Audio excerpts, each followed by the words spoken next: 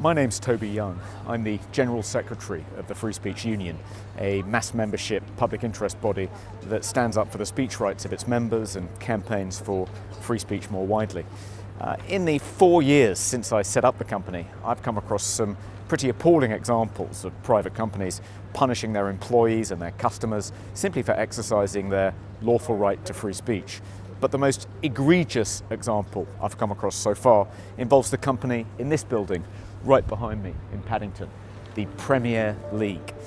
If you think the Premier League isn't interested in the political views of football fans, think again.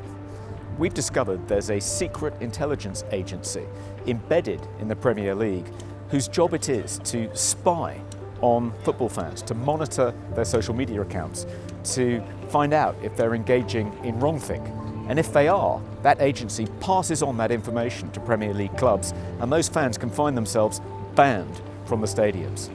This is the story of the Stadium Stasi. I'm standing outside St James's Park, the famous home of Newcastle United.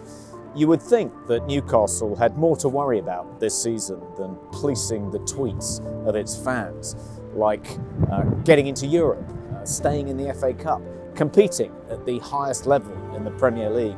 But apparently not. Unlikely as it may sound, this has become the battleground in the latest fight to defend our free speech. I came to meet Lindsay Smith, a 34-year-old woman who's followed Newcastle United all her life.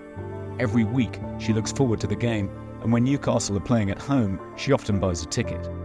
But towards the end of last year, something happened to turn her world upside down. So when did you find out that Newcastle had placed you under investigation? It was the 1st of November. There was an email from the security complaints saying that I was under investigation for a hate crime, and for that reason they'd had to suspend my membership. And when did you find out exactly what this hate crime was that you'd supposedly committed? And eventually they gave in and said, sent me an email saying that I'd posted on social media things that could be seen as transphobic. So that was pretty much all I got, you know. But what you'd said wasn't what people would normally consider hate speech, let alone a hate crime. You'd said things like you didn't think trans women were women, you didn't think if you were born with a penis that you could self-identify or become a woman. Mm-hmm. Yeah, that's pretty much. I said trans women are men, and I said I'll be able to say I never stood by that and never accepted it. And that's another one I was questioned for. So, given that you hadn't said anything that would normally be classed as hate speech, presumably you thought that it'll be cleared up and it'll just go away. But what actually happened? I was banned for the rest of this season and the next two. So just to be clear, because you expressed your gender-critical beliefs on Twitter, Newcastle has banned you for the rest of this season and for 2 more seasons. Yeah. And how do you feel about that? Devastated.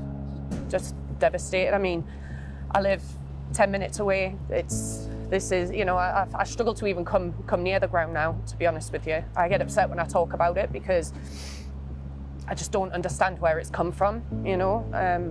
I don't understand why someone's gotten so offended by me just speaking my mind. I don't get it, but you know, I avoid the city now. I avoid it, especially if it's a match day. If I'm going home, I'll drive the long way round so I don't have to see people.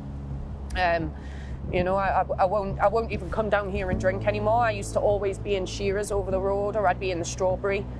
I can't even bring myself to do that. Every time I come round here now, I'm just sick to my stomach. And I'm afraid of who's around, who's watching me, you know. So it's just horrible. Why do you think Newcastle United, the Premier League, why do you think they believe they have the right to police what you're saying on your Twitter account? I mean, if you're not saying anything unlawful, if you're not saying anything racist, if you're not saying anything to any other fans, employees of the club, what business is it of theirs? None. I even said to them on the phone, I said, my political views have nothing to do with you, you know, nothing at all to do with you. And they've just kind of laughed me off and gone ahead and done it anyway. So it doesn't matter what I've said to them because I've been ignored all the time. Like, everything I've said has just been ignored or batted away, or I've been made out to be like I'm lying. So. And one of the really shocking aspects of your case is that you got back a cache of documents, including quite a big file that had been compiled on you by some shadowy spy agency connected to the Premier League, which had an extraordinary amount of detail about your life in it. Just tell me about that and how you reacted to that.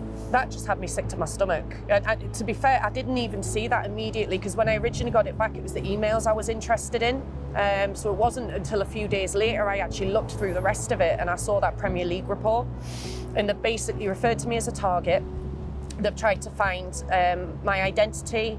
They've tried to find where I live. They even went as far as to get screenshots off my Twitter. They searched in the search bar, "I live," to find anywhere I've said where I live. Took images of me where I used to walk my dog behind my house. Got Google images of the church there and the park that's there. I mean, it's horrible. Find, like, saying I've got ties to Whitley Bay because I work down there. I just don't see what any of that has to do with any of it. And I don't know who's seeing that information, you know? Like, I only live down the road. It's really quite frightening, because I don't know who's seen it now. I don't know who knows where I live or knows where I walk around, you know? Anyone could be waiting there. Anyone, and it is quite frightening. Like, I don't feel safe walking around where I live anymore, because I don't know who's around, who's seen anything. It's horrible. Yeah. The most sinister aspect of this story is the dodgy dossier on Lindsay compiled by the Premier League's secret intelligence agency. In effect, the activities of football fans, right down to where they walk their dogs, have been monitored by the stadium Stasi. We think the fact that this shadowy agency passed on this detailed personal information about Lindsay to Newcastle United is a breach of GDPR, and with our help, Lindsay has submitted a complaint to the information regulator.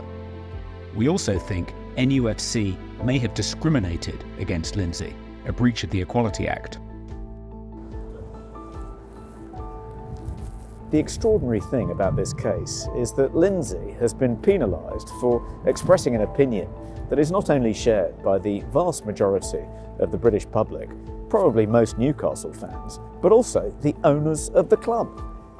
If you're a football fan and you think you've been similarly punished for expressing your perfectly lawful views on social media on this subject or any other, please go to our website and use the form to submit a subject access request to your Premier League club or the Premier League itself. Just go to www.freespeechunion.org/SAI.